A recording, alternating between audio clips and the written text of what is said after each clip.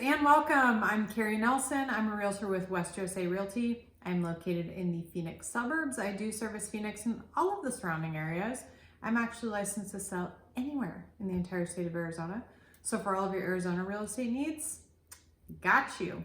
Today I'm here to talk to you about how home appraisals work. I have had some recent questions on current home values and how everything that's been going on the last couple of months is going to affect home values and the real estate market. The first thing that I want to disclose here is I am not a home appraiser. I have never been a home appraiser. This is based on everything I learned in real estate school, in my experience as a realtor, and some online research for further clarification. So just throwing that out there.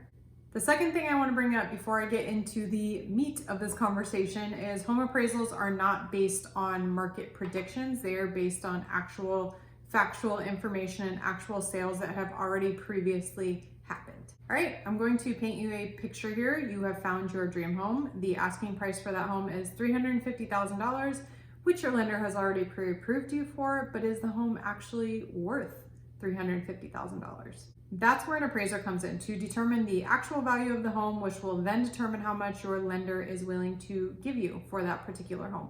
This whole process protects the bank who is loaning you money for your mortgage from potentially getting stuck with a property that's worth more than they initially invested. The home buyer usually pays for the home appraisal, which is generally anywhere from about $500 to $600, and that is wrapped up in your closing costs, although who pays for the appraisal is completely negotiable in your contract. There are two different approaches to an appraisal: comps and cost. Comps are most commonly used in determining the value of a resale home, where cost is generally used in determining the value of a new home. When an appraiser uses comps, they generally take 3 to 4 similar homes that have recently sold within the area, generally within the last 6 months, to determine fair market value. When an appraiser uses the cost approach, this is generally based on reproduction costs and how much it would cost to replace that structure if it were destroyed. For pretty much all of the properties that I personally sell, appraisers would use a comps approach. Some things an appraiser may use to determine a home's value are lot size, square footage of finished or unfinished space, garage size, private pool, fireplace, and then upgrades that have been done to the home. Once appraisal is complete, if the home appraises at the same value or above that, no further negotiation is needed at that point. For this specific example of $350,000, let's say the appraiser came back and said the home is actually worth $355,000 when the purchase contract agreed to both parties saying it was worth $350,000. As the seller, you don't have the option to come back and renegotiate the price at that point. As the buyer, this just means you already have $5,000 in equity invested on that house as soon as you close. In this example of $350,000, let's say the home's appraised value comes in below that at $340,000, then there are a few options at that point. The first option is the seller just agrees to lower the price to $340,000 instead of $350,000. The second option is the buyer needs to come up with additional cash to meet that $350,000 appraisal, or meet the seller somewhere in the middle to renegotiate the terms, since the lender is only willing to loan the buyer $340,000. You do also have the option to perform a second appraisal to uncover any mistakes you feel have been made, or you can take your concerns and file a complaint to the state's licensing agency for appraisers. The last choice, if buyer and seller can't come to an agreement, you have no choice but to just cancel the transaction. In Arizona, our purchase contract does state that the buyer has 5 days after notification of the appraisal value to cancel the contract and receive their earnest deposit back at that point.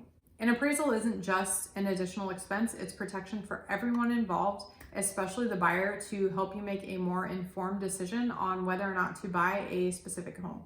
As a seller, it's super important to work with a realtor who understands fair market value in your area, which upgrades may make your home sell for more, and isn't just blindly giving you a higher number to appease you. The last thing you want as a seller is to ask for way too much money and have the appraisal come in super low and expect a buyer to meet you where you originally asked, and then risk them backing out of the contract completely and having to start all the way over from square one. As a buyer, it's equally important to work with a realtor who understands fair market value and what homes are selling for in the area that you're wanting to buy a home in, because you don't want to put yourself in a position where you do have to renegotiate the terms and possibly just back out of the contract entirely, and then you've lost everything that you've already invested in that house thus far. Lastly, homes that are priced at fair market value tend to bring more full price offers in a shorter period of time. The longer it takes for your home to sell, especially if you're pricing above fair market value, the more money you're potentially losing out on long term, especially if you need to sell within a specific time frame. If you have any further questions on how appraisals work, please feel free to reach out to me. I will be sure to get you answers to whatever questions you may have. That's all I have for you today, guys. Thank you so much for tuning in. I am actually releasing this video on Mother's Day 2020, so hence the flowers in the background. Happy Mother's Day to all of the amazing moms out there. I hope you enjoy your day with your family. Whatever day it is, whatever time it is, I hope you have an amazing day. I hope you have an amazing week. I'm sending you all of the good vibes always. Thank you so much for all of your continued support and watching. I will see you here next week. Same time, same place. Finger guns, and I'm out. Bye, guys.